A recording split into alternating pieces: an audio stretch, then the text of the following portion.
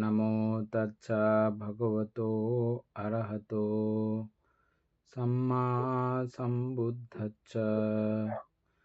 জগৎপূজ্য মহাকারণিক তথাগত সম্যক সম্বুদ্ধ শ্রীচরণে কৃতজ্ঞ প্রণাম নিবেদন করে পুণ্যপারমিতে অংশগ্রহণকারী সকল উপাসক উপাসিকাগণের নিরোগ দীর্ঘায়ু সুখী জীবন তথা জ্ঞান বিমণ্ডিত জীবন কামনায় শুরু করতে চলেছি আজকের অভিধর্ম চর্চা ক্লাস।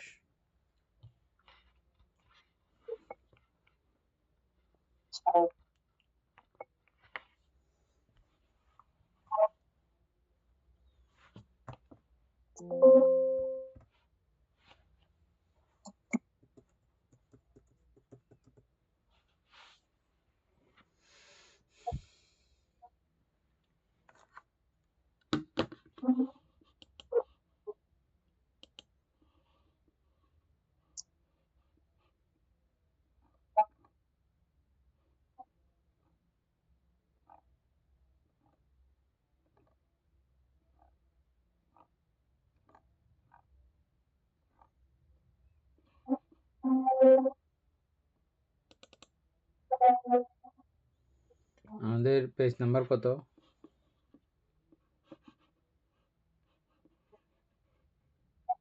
বামটা 283 পৃষ্ঠা অরূপবচর ধ্যানের নিমিত্ত।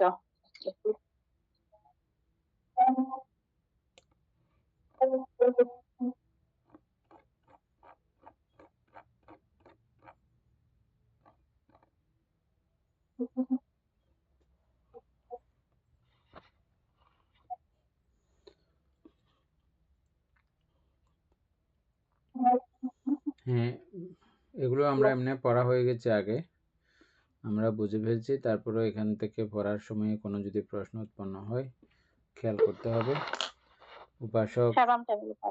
উপাসক পুতুল বাবু আর খুব সুন্দর করে আস্তে আস্তে করে পড়েন। অমিতাভ খুব ভালো করে খেয়াল করবেন, কোনো প্রশ্ন থাকলে এখন থেকে টুকা রাখবেন, আলোচনা করার সময় আমরা ইয়ে করব। পুতুল বাবু খুব মানে পড়তেই যেন বোঝা হয়ে যায় ওভাবে পড়েন।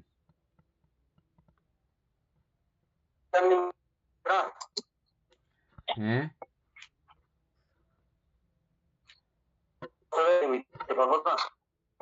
হ্যাঁ,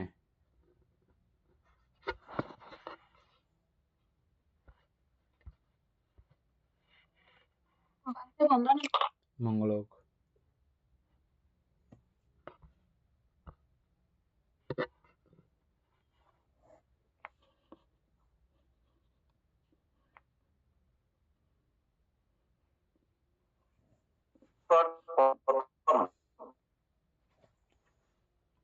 অরূপজ্ঞান অক্ষয়িক যিনি জ্যোতিষে পুরুপ বিজ্ঞকে অবলম্বন করিয়া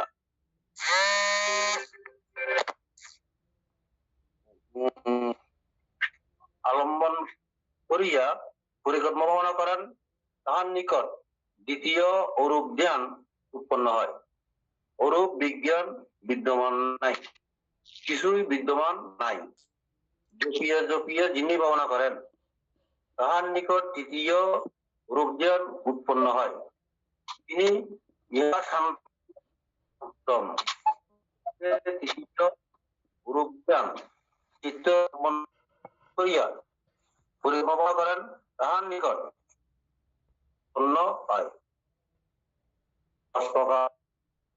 কর্মস্থানের মধ্যে বুদ্ধিকে অবলম্বন করে যখন কর্ম ভাবনা করা হয় এবং সেই আপনার নেটওয়ার্কে পুরো আমি শুনতে পারতেছি না, নাকি আমার সমস্যা? আপনারা শুনতেছেন সবাই? নাকি কথাগুলো ভাঙা ভাঙা করে আসতেছে? হ্যাঁ, কথাগুলো ভাঙা ভাঙা করে আসছে, দাদার নেটওয়ার্কের সমস্যা করতেছে।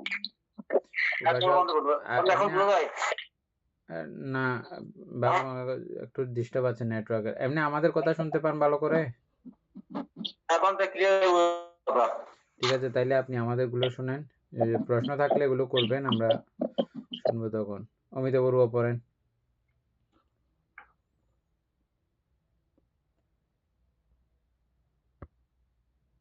আচ্ছা, অরূপবচর ধ্যানের নিমিত্ত যিনি আকাশ ব্যতীত অন্য কোন কৃষ্ণ হইতে চিত্তকে উদ্ধার করিয়া আকাশ অনন্ত জপিতে জপিতে পরিকর্ম ভাবনা করেন, তাহার নিকট প্রথম অরূপ ধ্যান অপর্ণার সহিত উৎপন্ন হয়। আর যিনি বিজ্ঞান অনন্ত জপিতে জপিতে সেই অরূপ বিজ্ঞানকে আলম্বন করিয়া পরিকর্ম ভাবনা করেন, তাহার নিকট দ্বিতীয় অরূপ জ্ঞান উৎপন্ন হয়। অরূপ বিজ্ঞান বিদ্যমান নাই, কিছুই বিদ্যমান নাই, জপিয়া জপিয়া যিনি ভাবনা করেন, তাহার নিকট তৃতীয় অরূপ জ্ঞান উৎপন্ন হয়। যিনি ইহা শান্ত, ইহা উত্তম, জপিতে জপিতে তৃতীয় অরূপ ধ্যান চিত্তকে আলম্বন করিয়া পরিকর্ম ভাবনা করেন, তাহার নিকট চতুর্থ অরূপ ধ্যান উৎপন্ন হয়। অবশিষ্ট 10 প্রকার কর্মস্থানের মধ্যে বুদ্ধ গুণাদিকে আলম্বন করিয়া যখন পরিকর্ম ভাবনা করা হয় এবং সেই নিমিত্ত যখন সুগৃহীত হয়, তখনই পরিকর্ম ভাবনা সুপ্রতিষ্ঠিত হয় এবং উপচার সমাধিও লাভ হয়।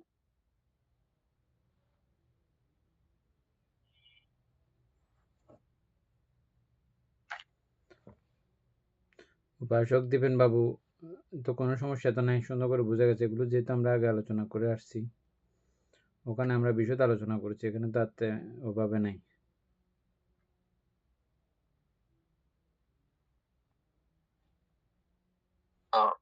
ভালো, তো এখানে পৌরপ্রবচন ধ্যানের ক্ষেত্রে তো পরিকর্ম ভাবনা হচ্ছে। পরিকর্ম তো সব জায়গায় থাকবে। আচ্ছা, এই ক্ষেত্রে আলম্বন যদি নতুন আলম্বন আসে সেই ক্ষেত্রে আবার পরিকর্ম ভাবনা থেকে হবে। শুরু হয়। পরিকর্ম মানে প্রত্যেকটা ধ্যানের হাতে করি, আমি প্রত্যেকটা ধ্যান নতুন করে শিখতে হয় না। আচ্ছা,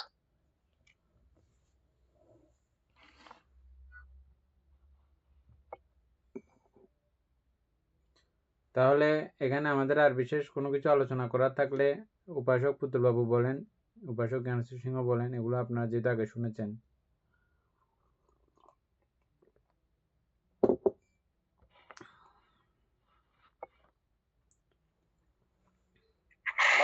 আমরা ওই পূর্ববচন নিয়ে মানে শিখছি, এখন আমরা শিখবো অরূপবচন।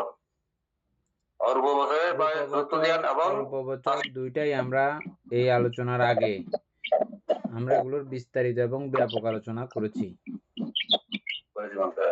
সেজন্য এখানে এটা পড়ে আপনাকে খুব সহজেই বুঝে যাইতে পারছেন নাকি তারপরও মানে এখানে আরো আলোচনা আছে, এটা জানতে চাচ্ছি। না বলতে পরিষ্কার বুঝে যাচ্ছে বলতে। ঠিক আছে, এই নি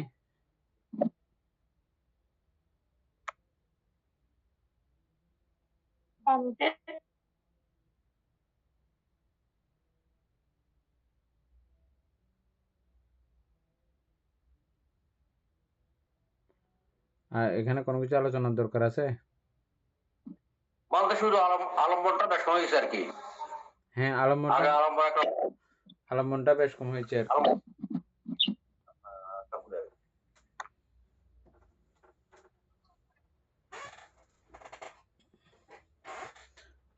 ঠিক আছে, তাহলে আমরা পরেরটাতে যাই।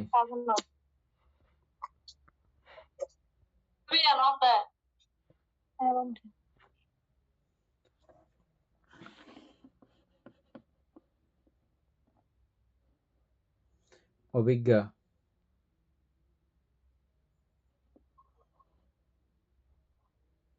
অভিজ্ঞা রূপবচর ধ্যান হয় অভিজ্ঞার ভিত্তি।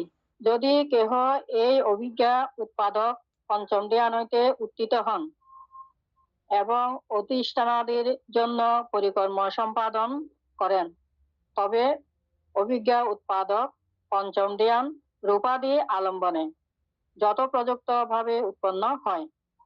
অভিজ্ঞা দ্বারা এই বুঝায় যে নানা ঋদ্ধি দিব্যশ্রোত্র পরচিত্ত জ্ঞান পূর্বের নিবাস স্মৃতি দিব্য চক্ষুষ্মান এই পর্যন্ত গোচর বিভাগ সম্মত কর্মস্থান নীতি সমাপ্ত।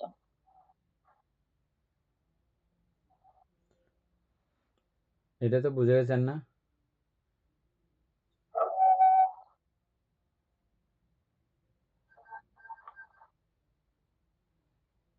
এ নিয়ে এখানে কিছু আলোচনা করতে হবে?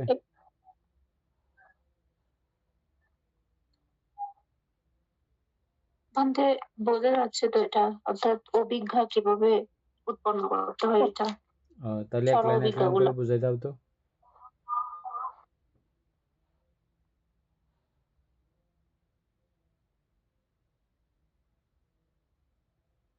অর্থাৎ এখানে ভান্তা আমি এটা কি পুরাটাই বলবো, মানে হ্যাঁ, যেটা এক বুঝছি? লাইন করে বুঝাই দাও, এক লাইন করে বুঝাই যাও।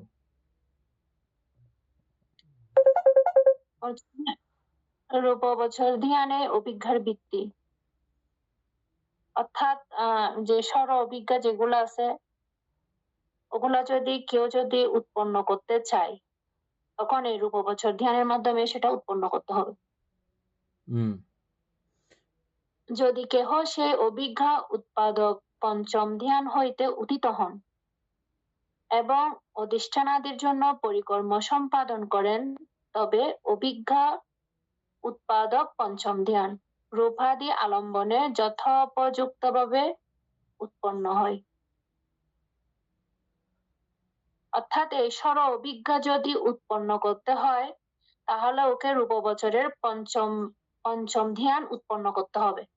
পঞ্চম ধ্যান উৎপন্নর মাধ্যমে উনি অভিজ্ঞা, যদিও বা উনি পঞ্চম ধ্যান পর্যন্ত লাভ করার পরে পুনরায় উনি কিন্তু আবার মানে পরিকর্মতা আমরা বলি যে ধ্যানের শুরু, এখন নতুন ভাবে উনি যখন সর অভিজ্ঞাটা উৎপন্ন করতে চাই, তখন ওনাকে আবার নতুন করে যে এই রূপ বছরের যে পঞ্চম ধ্যান আছে ওটা উৎপন্ন করতে হবে। ওই উৎপন্নের মাধ্যমে উনি কিন্তু সর অভিজ্ঞাটা লাভ করতে পারবেন।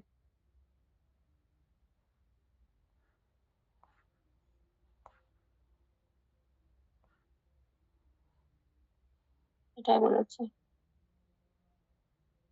অমিতাভ আর কোনো প্রশ্ন আছে? পঞ্চম ধ্যানটা কি উপেক্ষা না? না পঞ্চম ধ্যান বুঝা গেছে না জীবন বাবু? এটা কি উপেক্ষা থেকে? হ্যাঁ, পঞ্চম ধ্যান উপেক্ষা। হ্যাঁ বলে। পরচিত্ত জ্ঞান মানে?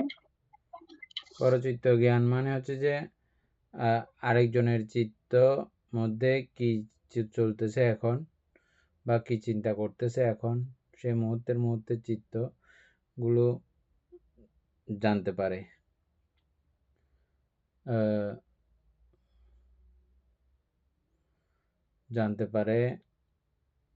এবং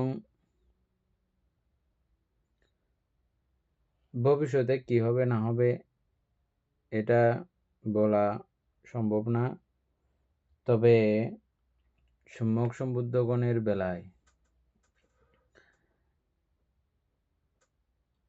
এবং শুধু ইহজন্মের চিত্তের ব্যাপার না, এটা বেশি ডেঞ্জারাস। আপনারাও ভাবলে বুঝে যাবেন এখন পরে আমার চিত্তে কি পরিস্থিতি হবে, এটা কতটা দুষ্কর চিন্তা করা, ভাবা। কিন্তু কত কল্পান্তর আগে বুদ্ধগণের ভবিষ্যৎবাণী করেন। যেমন সুমেধ তাপস থাকাকালীন সময়ে সম্যক সম্বুদ্ধ দীপঙ্কর মনে হয় না, বুদ্ধ তিনি করেছিলেন, এই সুমেধ তাপসের ভবিষ্যৎবাণী করেছিলেন। অমুক সময়ে অমুক ভাবে অমুক মাতা পিতা যাবতীয় সবিস্তারে ভবিষ্যৎবাণী করেছেন। মানে ভবিষ্যৎ পর্যন্ত দেখতে পান।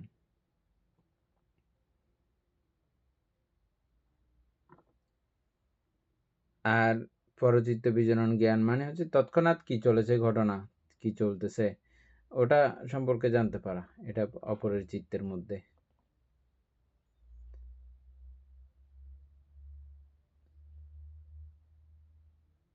চিত্ত অত্যন্ত সূক্ষ্ম শক্তিশালী হইলে, শক্তিশালী বলতে নিজের চিত্তকে যখন আমরা জানতে বুঝতে পারি, যেমন আমাদের চিত্ত জানতে বুঝতে পারা মানে কি আমাদেরটা যেটা চলতেছে সেটাকে আমরা জানতে পারি না, না, এগুলো আমাদের অনেকগুলো বিষয় চলে যাচ্ছে, যেটা আমাদের খুব বেশি প্রখর হয়, বেশি শক্তিশালী হয়ে ওঠে, বা অধিকবার এটা জপিত হয়, অধিকবার চিত্ত উৎপন্ন হয়, এগুলো আমাদের কাছে প্রতীয়মান হয়, প্রকট হয়। কিন্তু এছাড়াও খুব সূক্ষ্মাতিসূক্ষ্মভাবে দেখতে যাবেন, দেখবেন অনন্ত চিত্ত এখানে চলে যাচ্ছে। তা নিজের চিত্ত ধরা কতটা সুকঠিন হচ্ছে এখনই আপনারা সেটা বুঝতে পারতেছেন। আর এই নিজের চিত্ত যখন এভাবে বশীভূত হয়, শক্তিশালী হয়, ক্রমে এই ধ্যানের চরম অবস্থাতে গিয়ে অপরের চিত্ত জানার একটা শক্তি তৈরি হয়। ওই শক্তিটার নাম হচ্ছে যে পরচিত্ত বিজনন জ্ঞান। এমনি যাই হোক, আমি একটা পাঠিয়েছি, এটা গ্রুপে দিয়ে এটা একটু করে পড়ো, গ্রুপেও দাও, সবাই একটু পড়ুক, এটা সম্পর্কে আমাদের আর একটু সুস্পষ্ট একটা ধারণা হবে। হ্যাঁ, এনে বানতে এই পর্যন্ত গোচর বিভাগ গোচর অর্থ কি বানতে? গোচর অর্থ হচ্ছে যে এই পর্যন্ত আমরা আলোচনা করে আসছি, এই পর্যন্ত বিচরণ করে আসছি। হ্যাঁ, এখানে গোচর বিভাগ বলতে কি বোঝানো হয়েছিল? গোচর হচ্ছে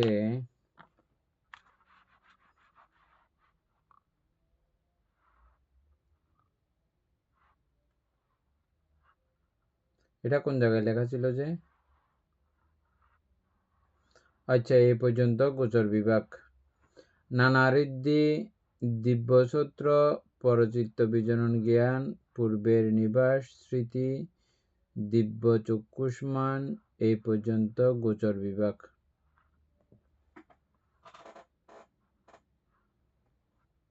ভান্তে এটা বোঝাচ্ছে আর কি, অভিজ্ঞা মানে এটা তো শেষ, এরপরে বিদর্শন কর্মস্থান আসতেছে না। তো আমরা এখানে সমত ভাবনার যে ইয়াটা পড়েছি, ধ্যানের বিষয়, তো ওই ধ্যান তারপরে এবং এই অভিজ্ঞা যেগুলা আলোচনা করেছে, ওইটাই এখানে সমাপ্ত যাচ্ছে। গোচর বিভাগ নামে এরকম কিছু বিভাগ পাইছিলাম আমরা। ভান্তে না ভান্তে এটা ঠিক আছে, নিবন্ধ এটাই জানতেন। সমথ ধ্যান মানে ভান্তে এটা একটা ইয়া না, আপনার ওই যে অধ্যায় না, এই অধ্যায়টা এটা নির্দিষ্ট একটা অধ্যায় না অভিধর্মের এই বইয়ের আলোকে ধ্যান বিভাগের মধ্যে সমত 40 কর্মস্থান প্রকার নীতি সমত ধ্যান। সমাপ্ত। হ্যাঁ, ওইটাই আর কি। এটা সমত ভাবনার গোচর। গোচর বলতে বিচরণ ভূমি, মানে আমরা যে যা যা কিছু এই পর্যন্ত বিচরণ করে আসছি এগুলো। গোচর বিভাগ নামে এরকম কোনো বিভাগ তো আমরা আলাদা করে পাই নাই। না না, এটাকে বোঝাচ্ছে আর কি। আর এমনি নর্মালি গোচর হচ্ছে যে আমরা আগে আলোচনা করছিলাম তো, যেটা আমাদের বিচরণ ভূমি সেটাই।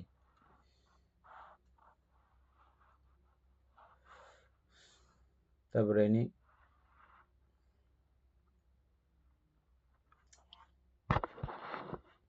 আমি গ্রুপে পাঠিয়েছি এটা।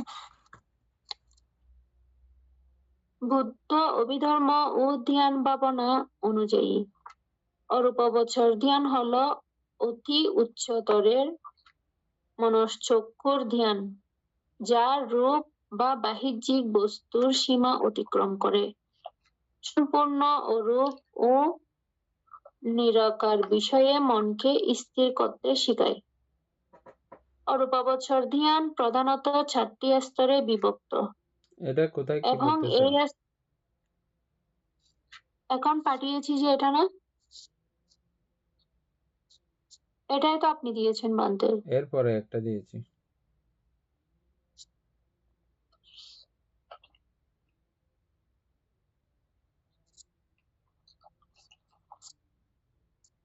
আচ্ছা, আশাপক্ষ থেকে।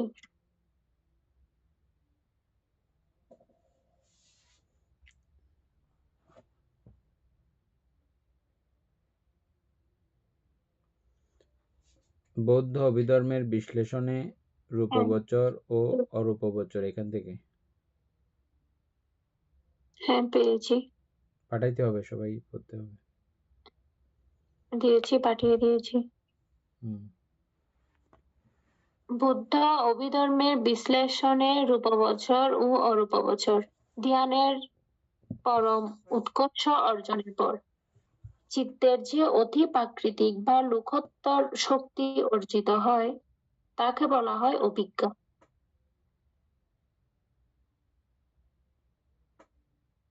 ভান্তে এখানে অরূপাবচর ধ্যান আর লোকোত্তর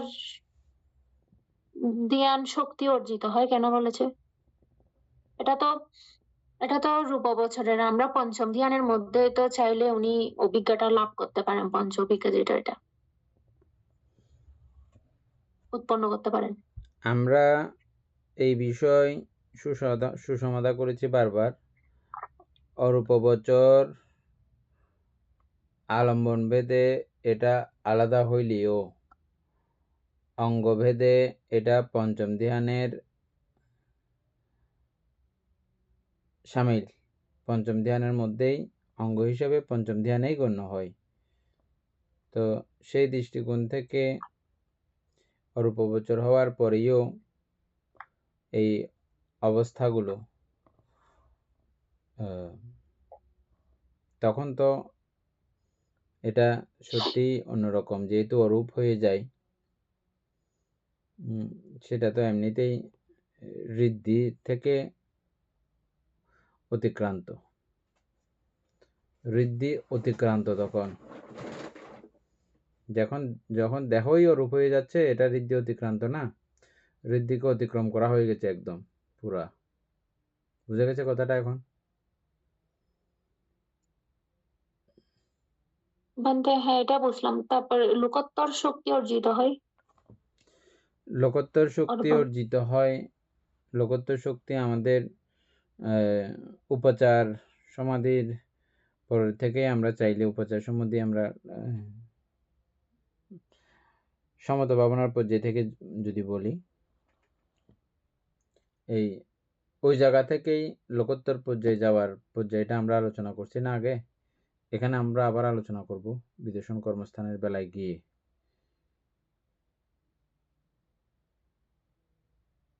তো এখান থেকে প্রত্যেকটা জায়গা থেকে বিদর্শনে যাওয়া যায় এমন আলোচনা আমরা পাইছি তো, না পাই নাই? হ্যাঁ বিদর্শনে যাওয়া যায়, ওটা এখন পাওয়া যাবে। আগের ক্লাসে যদিও বা ওটা পরিষ্কার না হইলেও এখন কিন্তু ক্রমান্বয়ে হতে থাকবে। হ্যাঁ, তারপরে উপাসিকা অমিত বলবো, এখানে প্রশ্ন উৎপন্ন হলে এখন জমা করে রাখেন সব।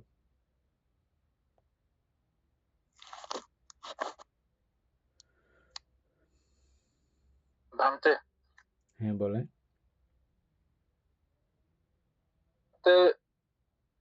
এই শব্দটা নিয়ে আমিও বলতে চাচ্ছিলাম যে লোকোত্তর শক্তি বলতেছে, তাহলে আমরা লোকোত্তর বলতে ওইটাই বুঝতেছি যেটা লোকীয় না, লোকীয়র সীমার বাইরে চলে গেছে। এই ক্ষেত্রে আমরা যদি রূপবচর ধ্যান দেখি এবং এগুলো থেকে উৎপন্ন অভিজ্ঞা, পঞ্চ অভিজ্ঞা, এগুলো সম্পর্কে যদি চিন্তা করে দেখি, তাহলে এগুলো তো লোকীয়র মধ্যে আছে, এগুলো তো লোকোত্তর মধ্যে যাচ্ছে না। এগুলো অভিজ্ঞা 6 প্রকার, এটা আমরা পুরোটা পড়লে এখনই বুঝে যাব। হ্যাঁ, অভিজ্ঞা 6 প্রকার। এখানেও বলেন, এখানে 6 পঞ্চ অভিজ্ঞা যেটা, এটা লোকের মধ্যে হচ্ছে, কিন্তু যেটা তারা তৃষ্ণা ক্ষয় হয়, মানে 6 নাম্বার যেটা অভিজ্ঞা, ওইটাই লোকোত্তর হতে পারে। ওটাই লোকোত্তর। এখানে লোকোত্তর একটা আর 5টা লোকীয়। হ্যাঁ, কিন্তু এখানে যেটা বলা হচ্ছে যে রূপবচর আর অরূপবচর ধ্যানের পরম উৎকর্ষ অর্জনের পর চিত্তের যে লোকোত্তর শক্তি অর্জিত হচ্ছে, তাহলে রূপবচর অরূপবচর ধ্যান করে তো পঞ্চবিজ্ঞা পর্যন্ত হচ্ছে, যেটা লোকোত্তর অভিজ্ঞা সেটা তো এখানে হচ্ছে না। মানে আমি এটা বলতে চাচ্ছি। ঠিক আছে, আপনার প্রশ্ন ঠিক আছে। যদি সেটা সম্যক সমাধি না হয় তাহলে তো সেটা হবে না। যদি সম্যক সমাধি হয় তাহলে অবশ্যই তিনি যেতে চাইলে যেতে পারবেন, যেতে না চাইলে যাবেন না আর কি, কিন্তু যেতে চাইলে যেতে পারবেন।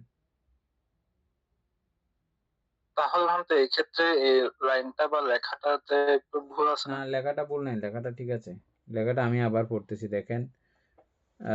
বৌদ্ধ অভিধর্মের বিশ্লেষণে রূপবচর ও অরূপবচর ধ্যানের পরম উৎকর্ষ অর্জনের পর চিত্তের যে অতি প্রাকৃতিক, এই চিত্তের অতি প্রাকৃতিক, এটা কোনো না কোনো যান্ত্রিক ব্যাপার না। এটা চিত্তকে এভাবে করলে, এভাবে ব্যবহার করলে এরকম করে এটা প্রাকৃতিকভাবে, মানে স্বাভাবিক নিয়ম তান্ত্রিক অনুযায়ী এটা উৎপন্ন হয়। এটা প্রাকৃতিক, কিন্তু এটা কৃত্রিম না। কৃত্রিম আর প্রাকৃতিক বুঝেন তো না?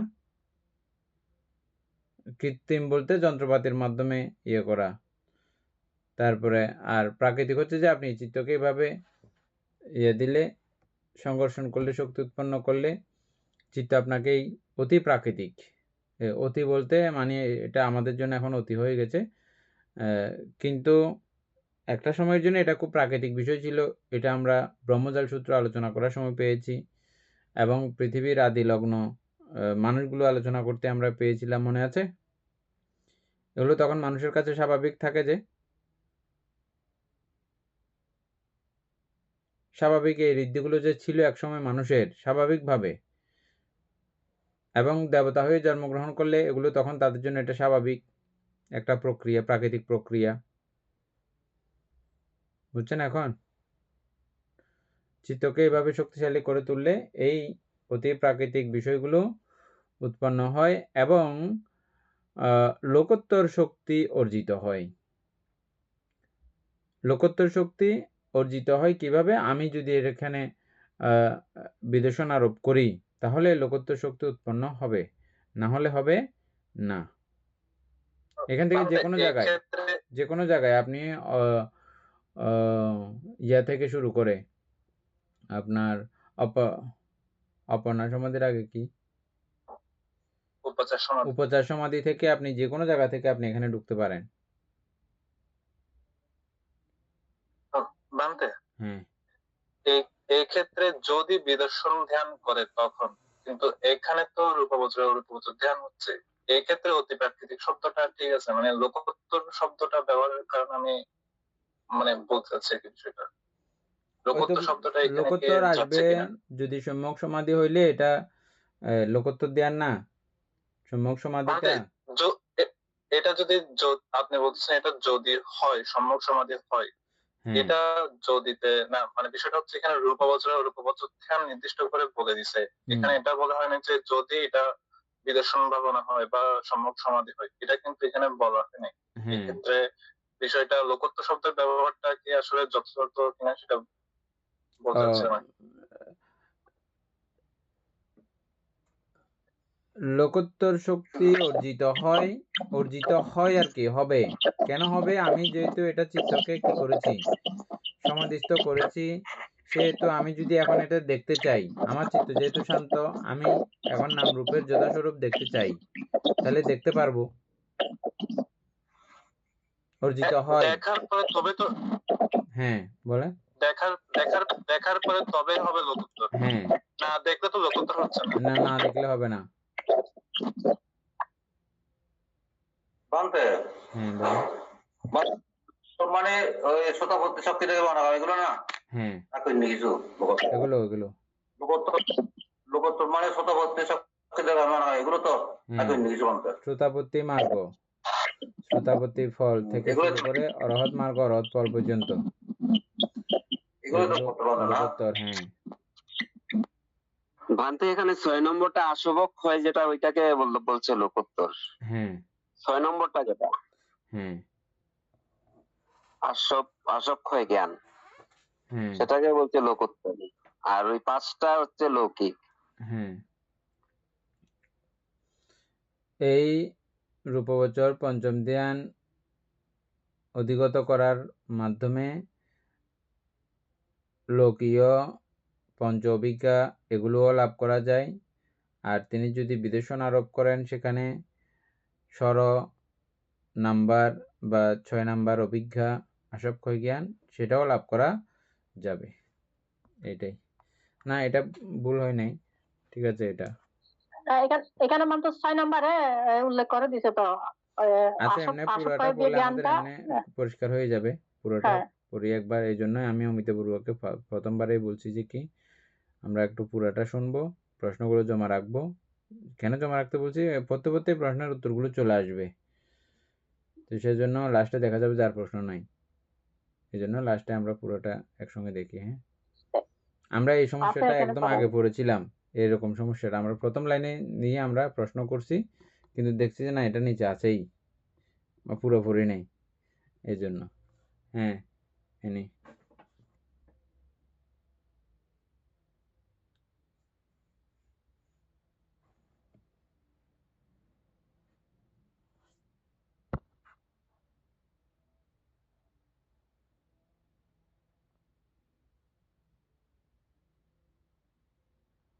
অভিধর্ম অনুসারে অভিধর্ম অনুসারে কোন সাধক যখন রূপবৎসর চতুর্থ ধ্যান বা অরূপ ধ্যানে সম্পূর্ণ বশীভূত হন, তখন সে সুসংহত ও অতিশয় পরিশুদ্ধ চিত্তকে ভিত্তি করে ষষ্ঠ অভিজ্ঞা বা অভিজ্ঞানের দৃষ্টি সম্ভব হয়। অভিজ্ঞানের সৃষ্টি অভিজ্ঞানের সৃষ্টি সম্ভব হয়।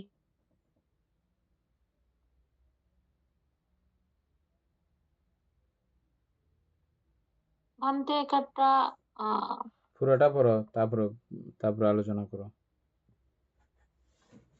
অভিধর্ম অনুসারে কোন সাধক যখন রূপবৎসর চতুর্থ ধ্যান বা অরূপ ধ্যানের সম্পূর্ণ বশীভূত হন, অর্থাৎ নিয়ন্ত্রণ অর্জন হন, তখন সেই সুসংহত ও অতিশয় পরিশুদ্ধ চিত্তকে ভিত্তি করে ষষ্ঠ অভিজ্ঞা বা অভিজ্ঞানের সৃষ্টি সম্ভব হয়। ঠিক আছে, এটা ভুল নাই, তারপরে বলো। অভিধর্ম গ্রন্থে প্রধানত 6টি অভিজ্ঞার কথা বলা হয়েছে, যার মধ্যে প্রথম 5টি লৌকিক, লোকোত্তর নয়, এবং ষষ্ঠটি লোকোত্তর অভিজ্ঞা। এখানে এসে সেটা আবার ক্লিয়ার হয়েছে উপরের আলোচনা। অভিধর্মের আলোকে 6টি অভিজ্ঞা, নানাবিধ ঋদ্ধি, যেটা হচ্ছে অলৌকিক ক্ষমতার জ্ঞান,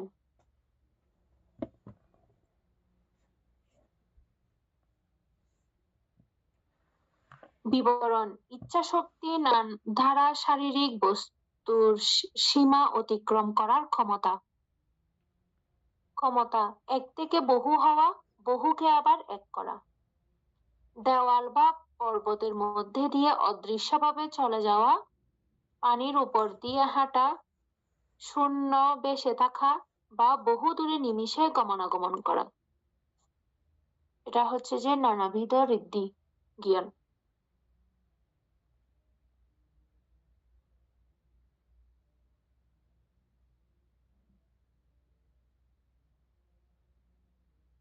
ভান্তে এগুলো তো মোটামুটি সব, এটা হচ্ছে যে মানে সবগুলো হচ্ছে ইচ্ছা শক্তির উপর। পরে পড়ো না, এগুলো কঠিন কিছু নাই, এমনি পড়লে বোঝা হয়ে যাবে। এগুলো আমরা আগে পড়ছি, তারপরে এবার একবার টাচ দিলে, এই জন্য তুমি পড়ে যাও।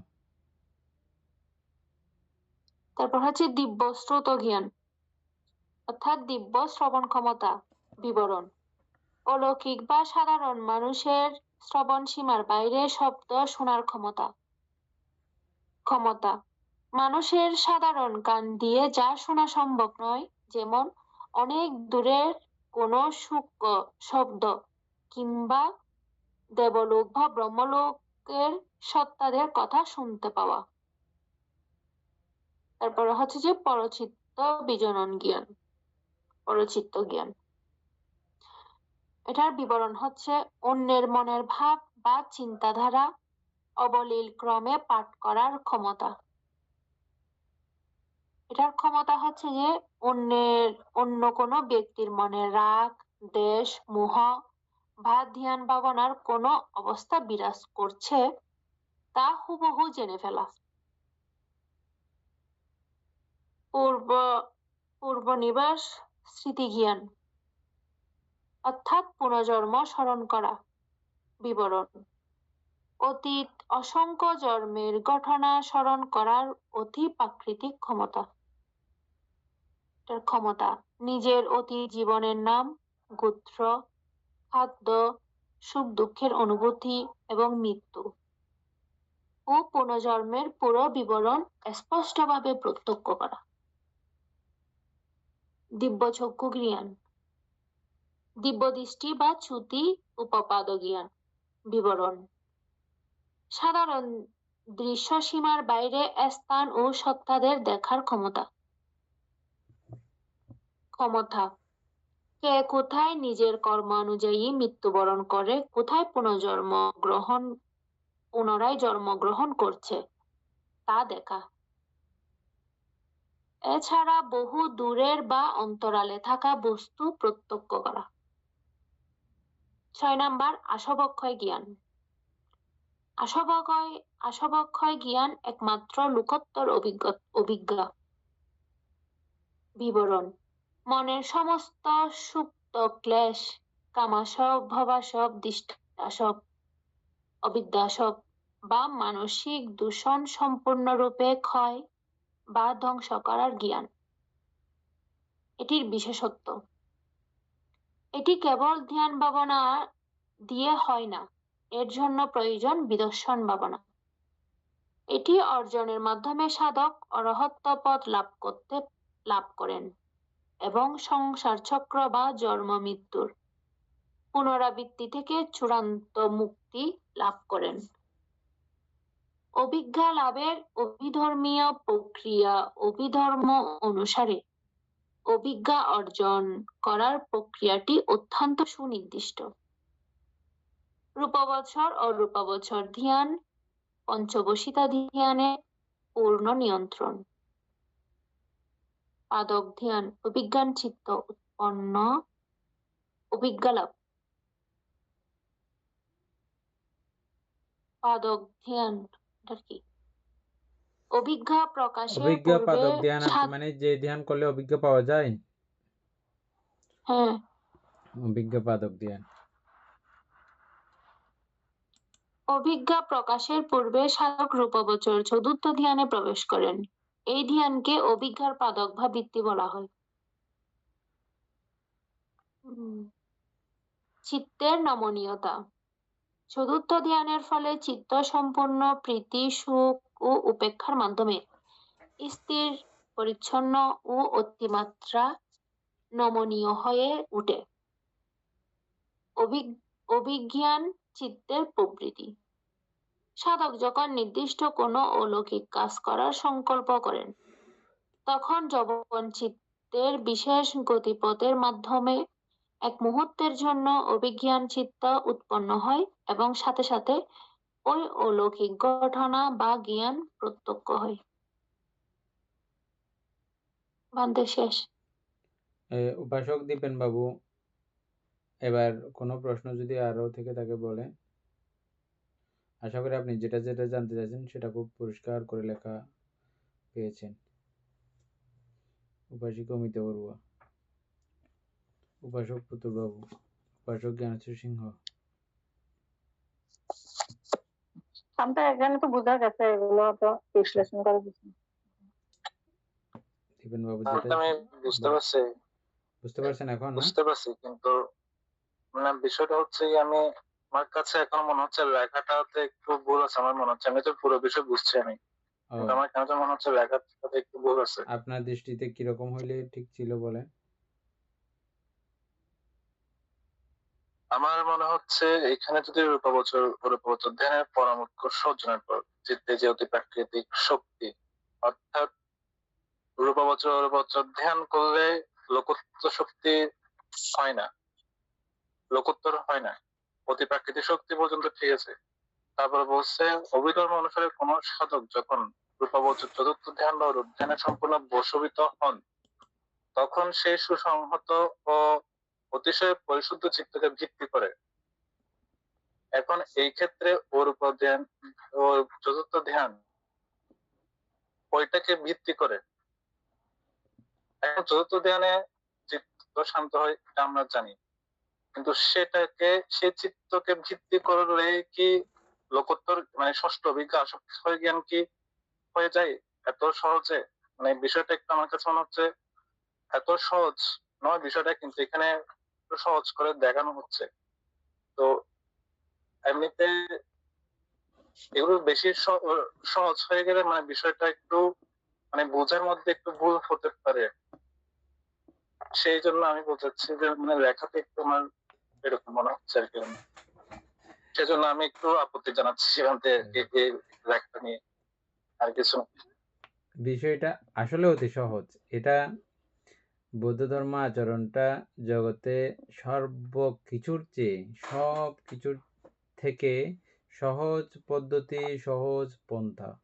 আমরা ভিক্ষু জীবনকে মানে এমনভাবে বর্ণনা করবো, ও মা এটা কঠিন কঠিন কঠিন কঠিন কঠিন, এটা সবচেয়ে কষ্টকর একটা লাইফ। অথচ জ্ঞানীর জন্য এটা সবচেয়ে সুখের লাইফ, সবচেয়ে শান্তির লাইফ, সবচেয়ে জটিলতাহীন, সবচেয়ে কণ্টকহীন, সুমধুর, সহজ, সরল, একেবারে মানে পুরো। ঠিক এই প্রত্যেকটা ধ্যানের ব্যবস্থাও সেম।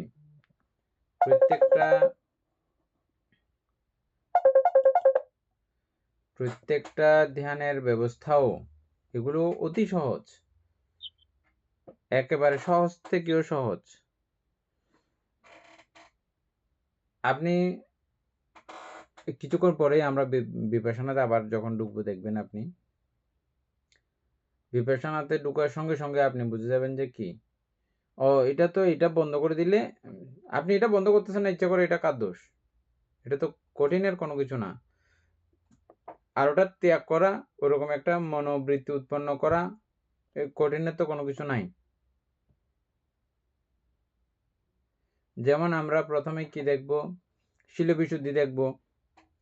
শিলবিশুদ্ধি আনয়ন করা কি কঠিন? একদম প্রথম পর্যায়ে আছে না শিলবিশুদ্ধি। তারপরে তাহলে হ্যাঁ বলে, এই জন্য বনবান্তে আমাদেরকে সবসময় একটা কথা বলতেন, প্রায় সময়, এটা বান্তের একদম ধর্ম ডায়লগ এবং ধর্মপ্রীতি, ধর্মবোধ জাগ্রত হওয়ার জন্য, যাতে আমরা ওই যে এরকম কঠিন কঠিন বলতে বলতে আমাদের চিত্ত দুর্বল হয়ে যায়, মন দুর্বল হয়ে যায়।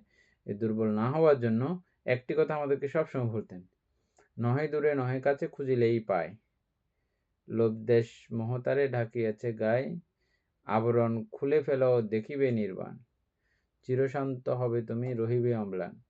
তা আমরা আবরণগুলো যদি খুলে ফেলে, আবরণ দেখেন এগুলো কঠিন কোনো কিছু না। আবরণগুলো দেখে আসছি না আমরা? আবরণ দেখে আসছি না? দেখি নাই। আবরণ মানে নিবরণ আর কি। পঞ্চ নিবরণগুলো খোলা কি কোনো কঠিন? না না, একটা দৃষ্টিভঙ্গির ব্যবধান মাত্র, দৃষ্টিভঙ্গির পরিবর্তন। হ্যাঁ, তবে এটা ঠিক যে হ্যাঁ, এটা ত্রিহেতুক ব্যক্তিরা ছাড়া এটা উন্মোচন করতে পারে না, খুলতে পারে না। এটা খোলার জন্য ত্রিহেতুক ব্যক্তি, এটাকে সহজ মনে হবে ওই ত্রিহেতুক ব্যক্তির কাছেই। দ্বিহেতুকদের কাছে এটা অত্যন্ত জটিল এবং কঠিন বলে মনে হবে। তারা খুব কঠিনভাবে এটা নেন। তো আপনার এই কথা সেই দৃষ্টিকোণ থেকে সহমতযোগ্য। আমরা যখন ধর্মসঙ্গিনী পাবো, সেখানে দ্বন্দ্ব অভিজ্ঞায়, ক্ষিপ্র অভিজ্ঞায় এই জাতীয় কিছু কথা পাবো। যারা অতীতের পারমিগুলো দুর্বল শ্রেণীর, তারা দ্বন্দ্ব অভিজ্ঞা মানে অতীব দুঃখের সঙ্গে আবার কি কারো কারো খুব তাড়াতাড়ি হয়, কারো কারো স্লোলি হয়। আবার আরেকটা আছে যে ক্ষিপ্র অভিজ্ঞাও দুই প্রকার, কারো কারো খুব দুঃখের সঙ্গে হয়, কারো কারো সুখের সঙ্গে হয়। মানে খুব দুঃখের সঙ্গে, খুব জটিলতম অবস্থা দিয়ে কেউ কেউ ধ্যান করে করে ওই সময়টা পার করে, ওই অবস্থা পর্যন্ত যায়। আবার কেউ কেউ এটা খুব সুখে শান্তিতে ধ্যান করে করে যায়। যেমন আমাদের অনেকের শারীরিক অবস্থার কারণে এক একজনের শারীরিক অবস্থা এক এক রকম থাকে, ওই শারীরিকতাকে কেন্দ্র করেও কারো কারো বেলা এটা খুব কঠিন হয়ে যায়। হ্যাঁ, যেমন সামান্য আমাদের বসার অভ্যাসটা, এটা খুব নর্মাল একটা বিষয়, কিন্তু বুড়ো মানুষকে ওভাবে বসতে দেন 15 মিনিট 20 মিনিট। হ্যাঁ, অনেকে আছে কান্দাকাটি করে করে, জোরে জোরে কান্নাকাটি করে দিছে, এরকমও আছে। বসতে দিছি যে 15 মিনিট 20 মিনিট জোরে চিল্লে কাঁদা দিছে একদম, বুঝছেন না? মানে এত ব্যথা লাগে। তো এটা শরীরের উপরেই অনেক কিছু নির্ভর করে। তো যাই হোক, শেষ পর্যন্ত আপনার যেটা যুক্তি কথা সেটা হচ্ছে যে যারা ওই রকম শক্তিশালী এদের জন্য এটা অতি সুলভ, আপনার জন্য এটা অতি সুলভ এবং খুব সহজেই আপনি এগুলো বুঝতে পারতেছেন, ধরতে পারতেছেন। হ্যাঁ, এটা কিন্তু যারা পঞ্চশীল অবধিও আসতে পারে নাই, শিল পালনের দিকেও যাইতে পারে নাই, একদিন ক্লাস করবে এই রুচি উৎপন্ন হয় নাই, একদিন ধর্মচর্চা করবে এই রুচি উৎপন্ন হয় না, একদিন একটু দান দেবে এই রুচি উৎপন্ন হয় না, হ্যাঁ, আমি একটু প্রতিদিন দানের অভ্যাস করবো এই রুচি উৎপন্ন হয় না, তাদের তো এগুলো অনেক দূরে, তাদের জন্য তো এগুলো কষ্ট, সীমাহীন কষ্ট, বুঝছেন না? আর যারা এগুলো করতে করতে করতে করতে নিজেকে এ পর্যন্ত এনেছেন, আপনারা প্রতিদিন ধর্মচর্চা করতে করতে আপনাদের এখন প্রতিদিন একটা ধর্ম শ্রবণের, ধর্ম সাক্ষাৎ করার, আলোচনা করার যে অভ্যাস গড়ে উঠেছে, এটা আপনাদের জন্য সহজ, আরো সহজ লাগবে। এটা ক্রমান্বয়ে আমরা যখন আরো এই বইটা খুব ভালো করে বুঝে যাব এবং এই বিদেশন প্রক্রিয়া, আমি আপনাকে যেটা বলতে চাইছিলাম, যেমন আনাপান স্মৃতি ভাবনা, এটা কিন্তু নর্মালি কিন্তু সমত ভাবনা নাকি না, কিন্তু এটা যেহেতু কায়িক প্রক্রিয়া,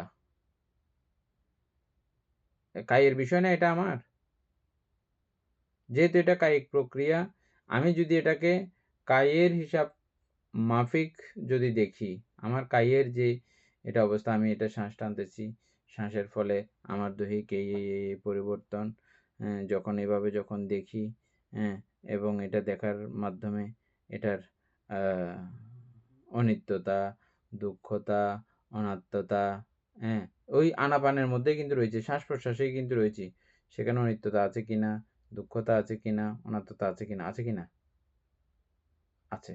যদি আমি সেটা দেখি তাহলে আনাপান স্মৃতি ভাবনা সমত, কিন্তু তো সেটা আবার বিপাশনা হলো কিনা, বুঝা গেছে এখন? এই ক্ষেত্রে একটা প্রশ্ন আছে আমার। হ্যাঁ, বলে। আনাপান স্মৃতি ভাবনার মধ্যে আমরা তো গত কয়েকদিনে আমরা পরিকর্ম ভাবনা, উপচার, সমাধি, অর্পণা সমাধি এগুলো তো পড়ে আসছি। তো এই ক্ষেত্রে আমাদের চিত্ত যদি মানে সমাধিস্থ না হয়, তাহলে এই ক্ষেত্রে বিদর্শন ভাবনা করা কি ঠিক হবে? কারণ না, আমার চিত্ত সমাধিস্থ না হলে আপনি বিদেশন ভাবনা করতে পারেন নাই এখনো।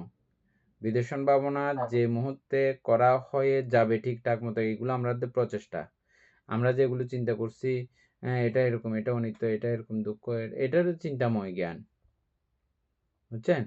এটা জাস্ট আমরা শিখি, আচরণ করি, ট্রেনিং করার চেষ্টা করি, কিন্তু যে মুহূর্তে আপনি বিপাশনা একবার করেছেন, এরপরের মুহূর্তে কি বিপাশনা করেছেন মানে আপনি মার্গতে আপনি অবস্থান করতেছেন, এর দ্বিতীয় চিত্ত ফল। বিপাশনা করেছেন মানে হচ্ছে যে আমাদের ওই আর্যষ্টাঙ্গিক মার্গের যথাপ্রয়োগ সেই মুহূর্তে সম্পাদিত হয়েছে। একবার যদি বিদর্শনে একটা চিত্ত, বিদর্শনের একটা চিত্ত আপনাকে মার্গ এনে দেবে। এখন বুঝছেন?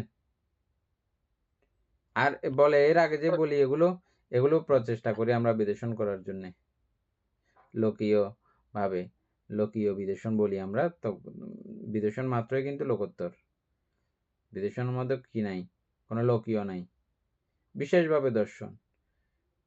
বিশেষভাবে দর্শন কাকে? নাম এবং রূপকে। নাম এবং রূপের বিশেষভাবে দর্শন কে করতে পারে? আর্যগণ। আর্যগণ মানে সে মতে তিনি এটা হয়েছেন, সে পর্যায় পর্যন্ত চলে গেছেন, বুঝতে পারছেন এখন? একটা প্রশ্ন ছিল, সেটা হচ্ছে গিয়ে আমরা যতক্ষণ পর্যন্ত চিত্ত মানে এই ক্ষেত্রে কি কমপক্ষে উপদেশ সমাধিস্থ হতে হবে নাকি অর্পণা সমাধি লাগবে বিদর্শন ভাবনা করার আগে? ওখানে বিদূষণের নামগুলো আলাদা আছে, আমরা এখনই যাব। বিদূষণের ঠিক কোন জায়গা থেকে আমরা এই লোকোত্তর পর্যায়টা প্রবেশ করে সেটা, এটা দুইটা পর্যায়ের জায়গা দুই রকম। তবে এই উপাচার সমাধি থেকেও বুদ্ধের মূল কলা কৌশল জানা থাকলে ওখান থেকেও প্রবেশ করা যায়। প্রথম ধ্যান থেকেও প্রবেশ করা যায়, মানে অপর্ণা ধ্যান থেকেও প্রবেশ করা যায়, দ্বিতীয় ধ্যান, তৃতীয়, চতুর্থ, পঞ্চম, অরূপগোচর এগুলো সবগুলো থেকেও প্রবেশ করা যায় বিপাশানায়। এই উপচার সমাধি থেকেও প্রবেশ করতে পারা যাবে।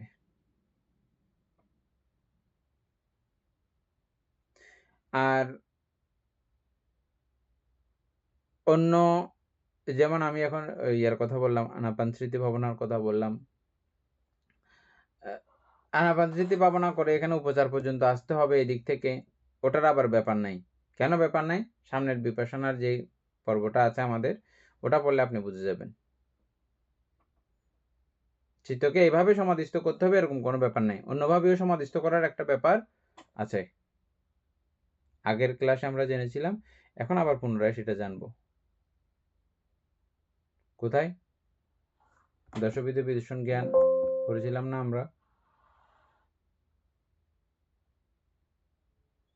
সেখানে ভান্তে বলে বলছিলাম ওই মানে এগুলো তো পূর্ব জন্মের পারমি না থাকলে এগুলো হয় না। মানে আমি মানে হঠাৎ করে ভাবলাম ওই চুলপন্থক মহাস্তবরের কথা, যিনি 4 দিনেও একটা সূত্র শিখতে বা বুদ্ধের একটা গাথা শিখতে পারেননি। তো ওনাকে ভগবান বুদ্ধ একটা কাপড় দিয়ে বললেন যে সেটাকেই ঘষো, আর ওই ঘষার মাধ্যমে উনি অরহত্ব লাভ করে ফেললেন। তো এক একজনের এক একটা মানে মানে আহ, মানে পর্যায় বা একটা প্রসেস যেটা সেভাবে হয়ে যান। তো সেগুলো পূর্বজন্মের যদি পারমিন না থাকে তো মানে কোনো ফর্মুলাতে মানে পড়ে না হয়তো, মানে আমরা যেগুলো পড়েছি। ওটা আমাদের মুখ্য বিষয় না, যদিও আমরা এটা বারবার উল্লেখ করি, অতীতেও উল্লেখ করি, এগুলো সবসময় উল্লেখ করা বলা ঠিক না, মানুষের চিত্ত দুর্বল হয়ে যায় অনেক সময়। না না আমার থেকে বোধহয় নাই। এই ক্ষেত্রে বুদ্ধ তাদেরকে কি বলেন, এবং পরবর্তীতে জ্ঞানী পণ্ডিত সাধকগণ, বৌদ্ধ ধর্ম সম্পর্কে বিশেষ গবেষকগণ বলেন, অঙ্গুলিমাল এর মতো ব্যক্তিত্বগণ যদি একই আসনে বসে এমন একজন ব্যক্তিত্ব বুদ্ধের একটু করে ধর্মদেশনা শুনে তিনি যদি ধ্যান সমাধির মাধ্যমে অর্হত হয়ে যেতে পারেন, তারপরে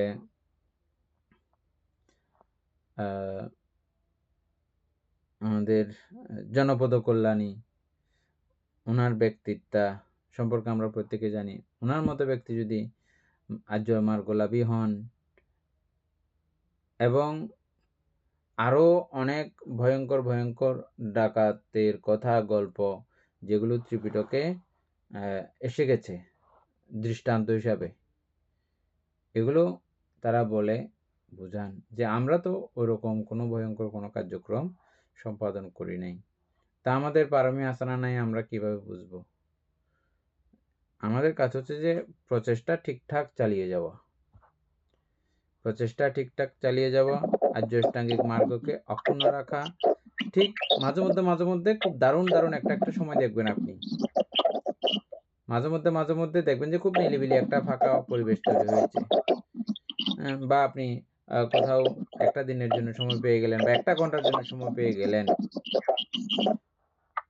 তখন আপনি নিরিবিলি এই 1 ঘন্টাকে পরিপূর্ণভাবে কাজে লাগবেন, এখন শিখে যাবেন।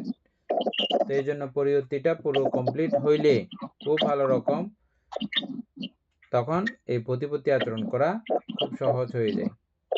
তা আমরা পরিবর্তিই পড়াশোনা না করে আমরা যদি বলি যে আমাদের এখনো ওরকম বোধহয় চিত্ত শক্তিশালী না, এরকম বোধহয় পারবো না, এরকম বললে হবে না। বাদতে যেমন বায়ুত হয়েছিল, বায়ুত অরত ছিল না বুদ্ধের কথা শুনে।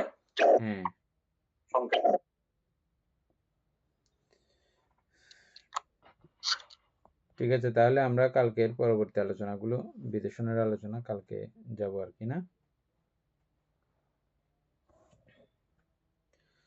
ধর্মপ্রাণ প্রিয় উপাসক উপাসিকা বৃন্দ, এতক্ষণ যাবৎ আমরা অভিধর্ম চর্চা করেছি, এতে আমাদের অপ্রমেয় পুণ্য সাধিত হয়েছে। পুণ্যরাশি অনন্ত চক্রালবাসী সত্যগণকে দান করছি, গুরুভান্তি দেহকে দান করছি, মাতা পিতাগণকে দান করছি এবং এই পুণ্যের কাছে আমরা প্রত্যেকে প্রার্থনা করব নির্বাণ লাভ অবধি অসৎ ব্যক্তি মূর্খ ব্যক্তি পাপ মিত্রের সংসর্গ লাভ না করে সদা সর্বদা জ্ঞানদর্শী কল্যাণ মিত্রের সান্নিধ্য সংসর্গ লাভ করতে সক্ষম হই।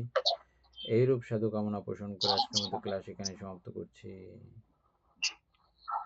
সাধু সাধু সাধু প্রকাশা বন্দামি ভান্তে দ্বারা